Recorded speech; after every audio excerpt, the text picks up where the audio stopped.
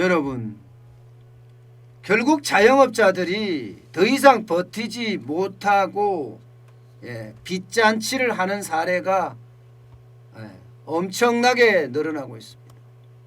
빚잔치. 과연 뭘까요? 빚잔치가. 바로 빚잔치라는 것은요, 법원의 파산입니다. 법원의 파산. 1월에서 4월까지 법원에 파산 신청을 한 건수는요, 33,005건이에요. 2019년에 3853건이었거든요. 2019년에 계속 늘어나고 있는 추세예요. 계속. 2018년에도 29,009건입니다. 2016년에도 많았습니다. 34,431건이에요. 법인도 마찬가지예요. 법인도 계속 파산 건수가 늘어가죠. 지금 7월까지도 계속 늘었는데 8월에 들어서 더 많이 늘어납니다. 작년 대비하면 적어도 7% 이상 늘어난 수치입니다.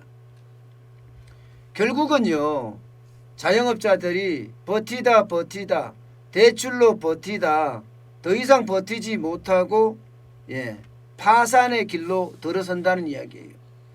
일반적으로 말입니다. 이게 파산으로 바로 가지 않거든요.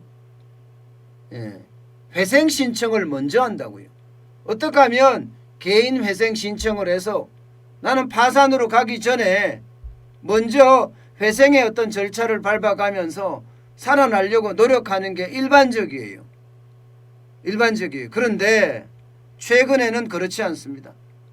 회생 어차피 못한다 이렇게 판단하고요. 그냥 한꺼번에 단 한 번의 빚잔치 파산으로 끝내겠다는 거예요. 그래서 파산 신청이 계속해서 이렇게 늘어나고 있습니다. 계속해서. 그럴 수밖에 없는 게 말입니다. 여러분 보세요. 이게 강남대로의 자영업자 상황입니다. 가게들이 텅텅텅텅 비었어요. 가게들이. 강남대로가 이렇다면 이게 강남 사거리거든요.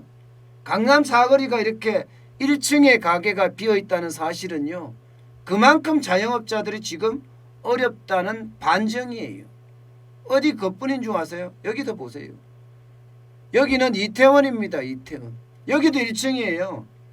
1층에 가게들이 절비하게 문을 닫고 있습니다. 절비하게. 여기는요, 가게 장사 진짜 잘 된다고 하던 그런 곳들입니다.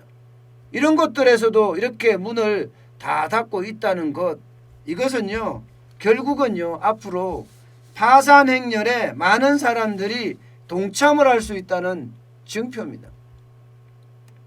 여러분, 지금 현재까지는 그나마 정부가 대출을 해주고 있습니다. 1차 지원금을 줬고요. 2차 지원금을 줬습니다. 그리고 긴급 경영 안정자금 대출도 그 전에 이미 해줬죠. 1차로 해주고 2차는 별로 안 받았어요. 1차는 이자가 굉장히 쌌습니다. 1.5% 정도 되니까.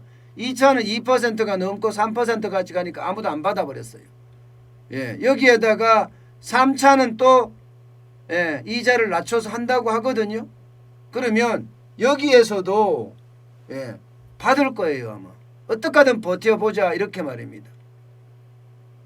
문제는 이 고용유지 지원금이 끝나고 그 다음에 긴급 재난지원금의 약발이 끝났을 때 그때 바로 우리 자영업자들이 어떻게 할 거냐.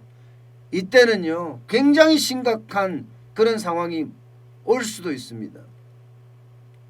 지금 현재는 대출도 만기 연장한 상태고 이자도 상환 유예를 한 상태예요. 고용은 올 11월 말까지 고용유지 지원금이 나가기 때문에 그때까지 자영업자들은 버틸 거고요. 여기서 안 그럼 더 나아가서 대출 만기 연장은 내년 3월까지 연장이 돼 있는 상태고 이자 상환에 대한 유예도 내년 3월까지 돼 있습니다. 그러면 올 11월 이후부터는요, 자영업자들의 어떤 파산이 점점 더 커질 가능성도 크다, 이렇게 일단 봐야 합니다. 예, 고용유지지원금이 끊어지면 직원을 유지 못할 거고요. 직원을 유지 못하면 장사를 못할 거예요. 게다가 코로나19가 이게 잠잠할 기미가 전혀 없거든요. 예, 아직 여기에 대한 치료제나 백신 개발도 요원해 보이고요. 게다가 아직도 하루에 50명 이상 사회적 거리두기 2단계가 계속 적용이 되고 있는 상태입니다. 쉽게 말하면 장사를 해서 돈을 벌어서 빚을 갚아야 되는데 장사를 하지 못할 지경이니까 이게 파산은 점점 커질 거라고 저는 보는 겁니다. 여기에다가 고위험시설군이라고 이야기하는 11개 업종, 12개 업종이었지만 PC방은 빠졌죠. 11개 업종 중에 노래방, 제 생각에 노래방은요 이미 끝났다고 봐야 돼요. 전국에 노래방이 수두룩한데 거기에 있는 많은 사람들이 거의 악소리를 하면서 무너지고 있거든요. 어디 그뿐이에요. 노래방만 이런 게 아니에요. PC방도 이미 많이 무너지고 있는 상태고요. 장사가 옛날만큼 안 되니까 말입니다. 여기에다 헌팅 포차라든가 실내 체육시설이라든가 학원이라든가 이런 데까지 지금 계속 도미노처럼 번지고 있는 상태입니다. 그럼 자영업자들은요 망가질 수밖에 없는 그런 상황이 지금 온 거예요. 그래도 어떻게든 버티겠다. 대출을 또 받아서라도 버티겠다 하지만 내년 3월에 가면 대출도 받기가 쉽지 않다. 여기에서 기업이 자영업자가 무너지는 게 많고 결국 파산으로 갈 텐데 개인 회생은 요즘은 신청 안 한다. 너무 빚이 많아서 회생을 신청해도 회생이 되지 않는다는 걸 인식하기 때문에 그냥 파산 한 번의 빚잔치로 끝내겠다 이렇게 간다는 이야기입니다. 문제는 여러분 자영업자만 이런 게 아니라는 사실입니다. 자영업자만. 지금 법인도 마찬가지예요. 법인도 계속 파산이 늘어나고 있어요. 법인도 마찬가지로 회생 쪽보다는요. 회생 쪽을 선택하지 않고 오히려 그냥 파산을 선택하는 사람들이 굉장히 많아지고 있다는 겁니다. 그도 그럴 것이 매출이 30% 이상 줄었는데 법인이 안 망할 수가 없죠. 지금 8월까지가 711입니다. 711개 기업이에요. 굉장히 많아졌다는 이야기예요. 굉장히 많아졌다. 이대로 계속 가면 결국 법인들도 이 법인들이라는 건요. 아직까지는 그렇습니다. 여기에 법인들이라는 것은 영세 중소기업 자영업자들이 법인으로 해서 감세한다고 만드는 영세 중소기업들이 많고요. 여기에 이제 중소기업들 군까지도 점점 포함이 되고 있다는 사실. 그래서 자영업에 이어서 영세 중소기업까지도 빚잔치의 어떤 그늘로 점점 끌려가는 것 아니냐 이렇게들 이야기하고 있을 정도예요. 그만큼요 지금 바닥 경기는 굉장히 어렵다는 이야기입니다. 여러분 아시겠지만 바닥 경기라는 게 자영업이나 영세 중소기업이 사실 끌고 가는 거나 다름없잖아요. 그런데 이 영세 중소기업이나 자영업의 경기가 이렇게 파산으로 가고 더 이상 버티지 못한다는 것으로 가게 되면 바닥이 망가져요.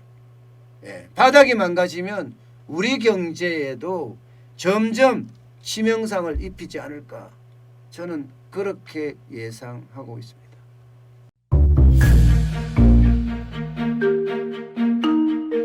세종대왕과 샤넬 넘버5 벤츠 자동차의 최고급 기종인 마이바흐의 공통점을 아시나요? 바로 침향입니다. 침향이란 동남아시아에서 자생하는 침향나무가 상처를 입었을 때 스스로를 보호하기 위해서 분비시키는 침향나무의 진액입니다.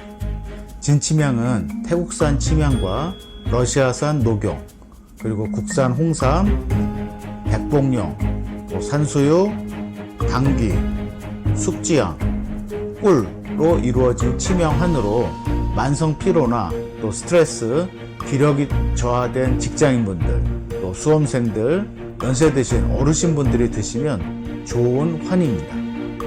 진침향 여러분들께 자신있게 권해드립니다.